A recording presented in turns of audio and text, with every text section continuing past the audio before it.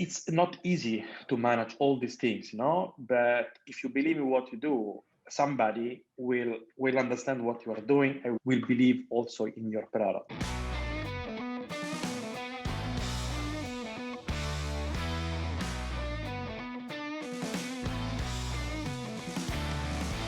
My name is Marco Bacchilega, and I'm Italian, origin Italian, and living in Asia since almost 3 years. I'm the CEO and founder of Bakuun.com, which is actually a kind of travel tech company. We were before kind of online travel agency, and during time we changed. We moved in a different business. Current situation also helped us to drive in the company different kind of product, different approach of market. So business has been changed a lot during the last. When I started, actually, I started doing the first, market validation and idea validation. So in almost 7 years ago, not easy. I came from a different background and different business. I was doing kind of pharmaceutical business before, but I have been always in the business. So I love doing business, but I don't know nothing about travel, right? So for me, it was a very challenge. But I was with my idea was to provide different channel for hotel to improve the distribution and providing technology at few costs for people that actually cannot afford today to buy technology. Right. So this was a big challenge for me. I'm not tech guy, so I've been through reading book, having a lot of session with the tech guys, understanding how the techs work. Because the first thing that founder, if you are in a space, in a tech space or wherever space you are, the first thing that you have to do is you must understand and you must be able to build your product. If the founder is not able to build and understand the product, then it's a very big issue because you can't manage your team, you can grow, and it's very important also if we are speaking about an investment perspective, because basically the most important thing when you arrive, in the first early stage investment or seed investment, apart the product you have, the most important thing for the investor is the team. But so if the founder own the product, so he owns the idea and is the decision maker of the company, it is the guy that drive not only business but also new idea, is able to make execution of this idea, for sure is a value that you put on table when you are dealing with an investor. There is also one more thing. So I came from a different background. So when my idea was not startup idea, and my concept of a company was, today I go and I make money, I bet I can spend this money. I came, and then later I jump in this world of startup where basically it's everything is it's a kind of bubble. We can say a big bubble where basically you are building something, you are and there are people believing in what you do, and they basically invest in your idea. But my idea of showing product, the idea to investor, at time beginning for the first 2 years was totally wrong, because I was showing just the product, but I was unable to show them kind of this is the value proposition, our USP, this is the market, so the product, solution, so on. So I was not in this path. But I had a chance to be selected for one of the first accelerator programs that I did in Korea. So I moved from Italy and I started my journey in Korea. The journey was very, very powerful for me because I have been with 80 startups from all over the world, 80 different founders, and I got from all those guys, small startup, big, Series A, whatever it is, a lot of advice. So now I need to change the way to present my product to a possible investor. So which was the right stage to follow in a pitch perspective. Then I got all this information. Then I start to understand, the value proposition. So understanding more what is a value proposition, and then understanding how to build also a product that really is a need for a specific market segment. After that, when I all this kind of information, then my journey is changed a lot, because basically I was able to speak with investors in a different perspective, so they start understanding the product, the vision, and what we were doing. Then after that, obviously, one of the most, never give up. I work 20 hours per day, 7 days per week. I'm far away from my family. I have a daughter, 9 years old. She's in Italy. I'm living in Asia right now since 2018, so almost 3 years. So I've been in Korea and moving to Hong Kong, and then I back to Poland, and then I arrived 2 years ago, almost 2 years ago, in Singapore. So it's not easy to manage all these things, but if you believe in what you do, somebody will understand what you are doing and will give you, will believe also in your product. That's what happened to us. So we started building this product years ago, me and my co-founder that is in India. I have been lucky to find really good guys, which is actually our CTO, and it's very important to find, this is another very important point for a startup, to find the right team. I've been very lucky to find these guys. And then in 2019, I remember in September, I came in India for the first time. We were 4. Our first office, everybody was working from home. And then we started with our first office with 4. Then we got investment after 2-3 months. I think our first seed investment. Today we are almost first Q1 of 2021. We are in total almost 60 people in 10 different countries. And obviously it's thanks to our investor, but it's also thanks to on what we built before. So we built something different. We built, if you own the technology, if you own your product, you can change your product according with the situation. Looking, if we look right now, COVID, what's happened in 1 year to now? The world is crazy. We work in a travel, right? So travel, our customer are travel agency, airlines, and hotels. So the most affected market from this situation. But we have been able to build something different, and we 30% in terms of revenue and number every month. This because it's important to differentiate your business and to have always a plan A, B, and C, and so on, so on. So this is very important, right? So that's something that for us, for me, and for all my team, has been kind of key, and for not to survive but to grow. Because I believe that this situation, if you are able to turn problem into solution, and that solution into product, and product into sales, then you will get the best from the situation. Obviously, everybody's hoping that the situation will be over in 6-9 months. We are in a good situation. We are in a very good situation right now. So we are now going to raise 10 million this year. Company valuation 120 million.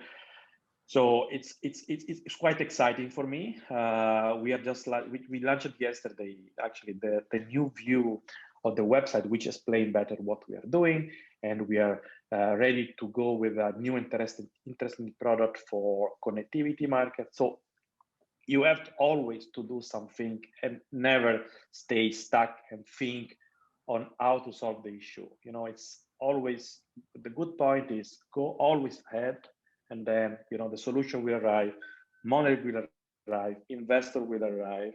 But it's important that we must never stop. So it sounds like you jumped into a world of unknowns in the beginning, in terms of you didn't have the travel background, you weren't a tech guy, you ended up going to Korea to really start this. So complete world of unknowns. So how was it for you approaching investors at that point and convincing them that you are the guy for this?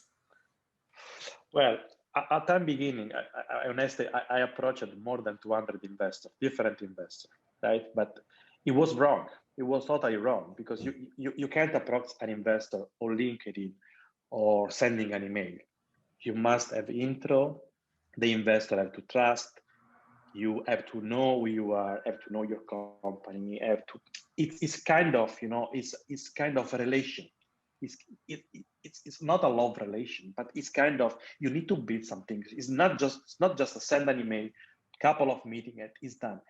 I have been after Korea, I have been in an accelerator program in Austria, and I meet my investor in Austria. But how? This program was 4 months. Then we build a relation with our actual investor. So it's a kind of, it's not just one day a meeting. Understanding what startup is doing, the best way to do for a startup to get an investment is going to an accelerator program. The manager, they will understand, because need time, your value proposition, and they will understand your product, and then they will be able to make the intro for investor or for any VC. I did a lot of mistake at time beginning, because I was just sending mail or doing application for any kind of acceleration program, but I didn't get any place. But last year, from 2018 and September 2019, I did 12 accelerator program in 14 months. Because when you understand, which is the key on how you can be selected, right?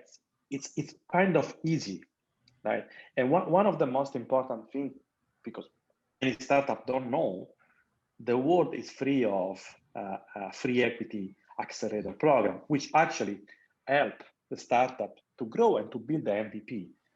Because it's very, if you today you start with the first accelerator and you give away the 10% of your share for just 50K, you lost already before to start. So it's better if you go for a free equity program, and there are a lot around the world. You just need to know to go apply and understand what they want. So you get some cash to build your MVP, and then you go to the first investor with your 100% of equity on the pocket.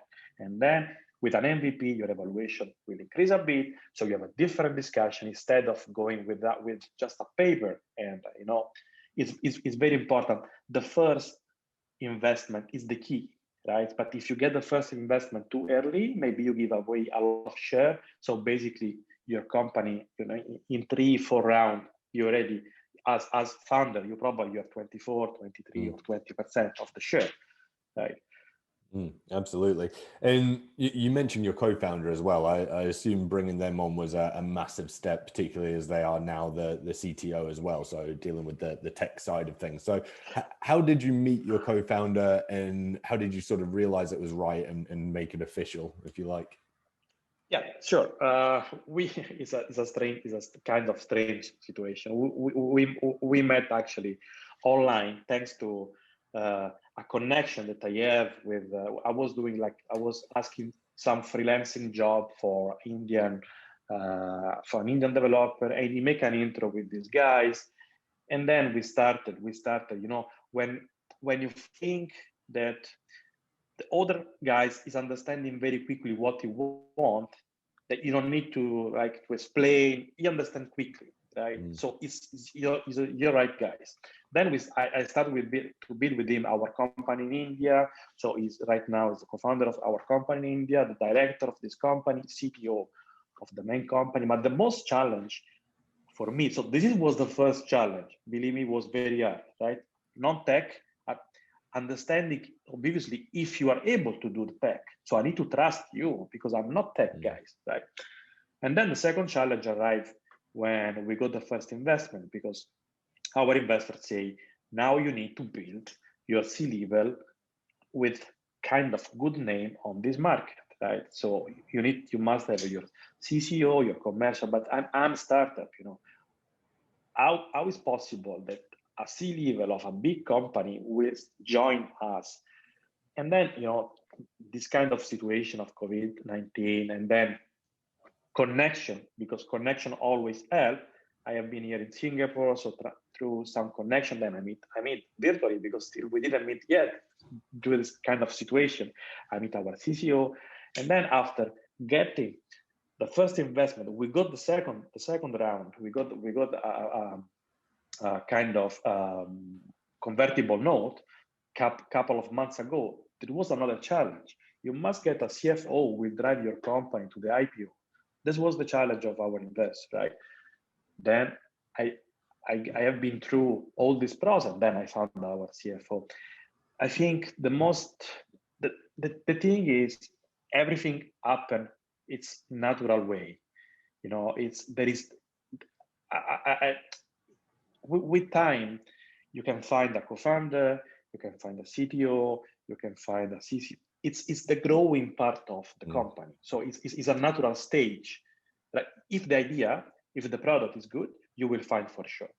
Obviously, if the product is not fit on what the market needs and is not, something that really the market want, maybe it will be hard, but it will be hard also to find the investor. So starting the business up, going through the accelerators, finding investment. Tell me a bit about your role in the business in the early days and how that's evolved over time.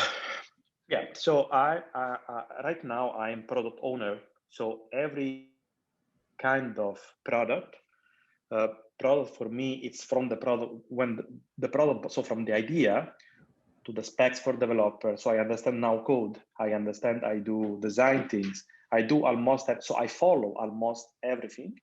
That's my role. This is obviously when you start, then you have to do customer support, product. I did almost everything, answering to the chat, financial, right?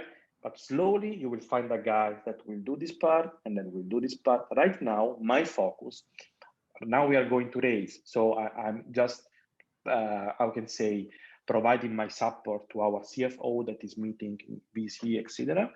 But my role right now is to deliver the best product on market because I have, this is my skills. So I'm able to find solution easily for a big problem, identify our customer give us the list of the problem, right? So if you speak with your customer usually they give you, yes, but we want to make this thing, then you will find a good thing to do that maybe is a need of market. So that's my role now.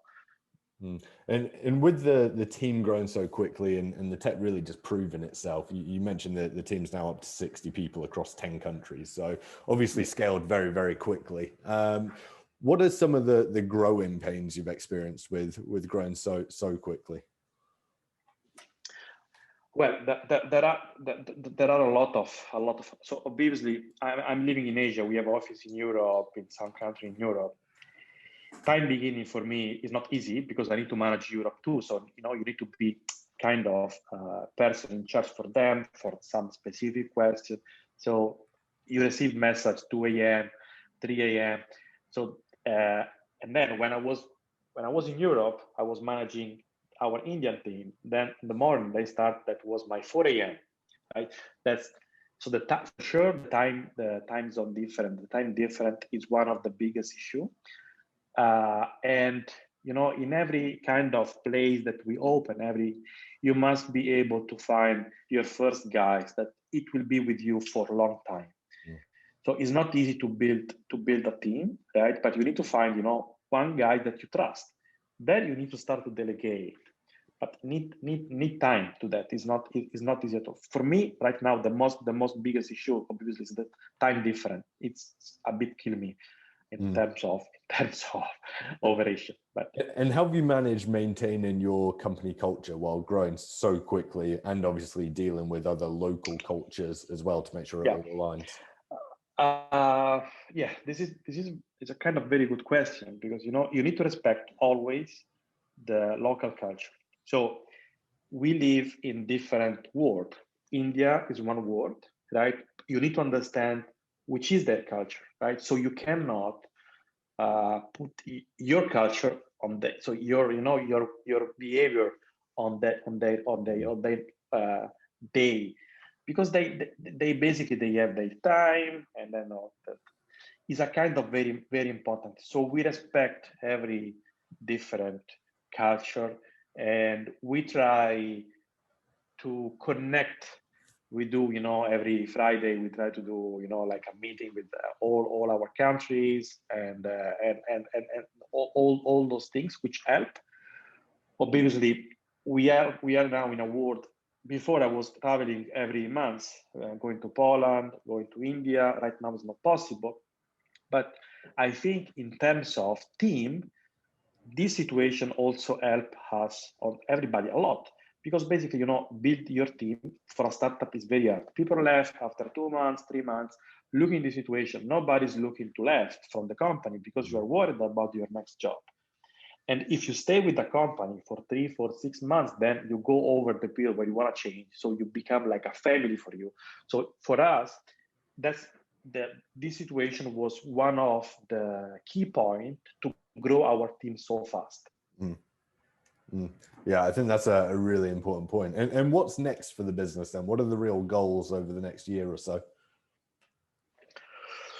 Well, we did an interview, I think a couple of weeks ago with I don't remember which was the things, but our main goal right now, we are working for the IPO. So to do IPO in Singapore. So we have in 3 years. So the timeline is 3 years from 2021. So basically on beginning of 2025, we should be able to get public in Singapore. That's the plan. We build the holdings here now, so we are doing all the movement of all the share under this company. That's the main goal. Obviously, growing the market with every single product we have. We have about 12 different products in the travel space, which is not easy to grow for all 12 products, but we are trying to put our effort on that. But obviously, the main like goal for us is to reach IPO in the next 3 years. Perfect. And obviously that's a goal for many people within our audience as well. So what's your advice there? What are the sort of steps over those 3 years? What needs to be put in place? Well, for sure, you must. It's a kind of different for every. So every different market probably you have something different. The best advice is always ask to your investor, which is the way or how I can get my IPO in 3 years, because they know which is the way. As startup, as founder, you don't know probably which are the technical things or which should be your growth rates monthly to reach your this evaluation. And that you must have a clear, when you speak with an investor, if you don't have a clear plan on what you want to achieve in the next 3-5 years, so the investor can understand that basically there is an exit for me or there is an IPO, you can't approach. So the best thing is always ask to your investor also, which should be for me, look in my case, look in my product, look in my market segment, which should be my growth rate, or which should be, how many market I should be to reach the goal of the IPO. So basically, is a planning. Serial, you must have a very good planning, and you must respect the plan. It's kind of not easy because everybody's trying to do a planning. So make 2 planning. So the first one is for you, and then it's the real goal that you are able to achieve. The second one can be the plan for a different use, but follow your planning. We follow every month. We follow our projection, and we must be in the projection, right? Because this is something that is very important. If you are able to follow, then you achieve your goal. And the IPO is tomorrow, is not 3 years. So to do all the operation for an IPO, you must be able to avoid to make mistake during those time. So you must have a planning for your evaluation, your share, how much money you want to get this year, the next year, your planning, marketing, everything should be on plan. We work with OKR basically, so we try to respect financial plan, commercial. We try to put all together at the end of the month and see how is the growing of the company. Well, we're excited to watch this play out over the next 3 years or so. And just to finish off, for those watching, where can they find out more about both yourself and the business? About me? Where you can find more about me? That was the question. Yeah, where can they find out more about yourself to either connect with you or find out about the business? You can find me on LinkedIn if you want. So we can connect through LinkedIn. For the business, you can go to our website, bakuun.com, so bakuun.com. So you can have a full view of our business. So there are all our products. The website is very new. We just launched it yesterday, the new version of the website. So should be much clearer also for people to understand our very complex net of product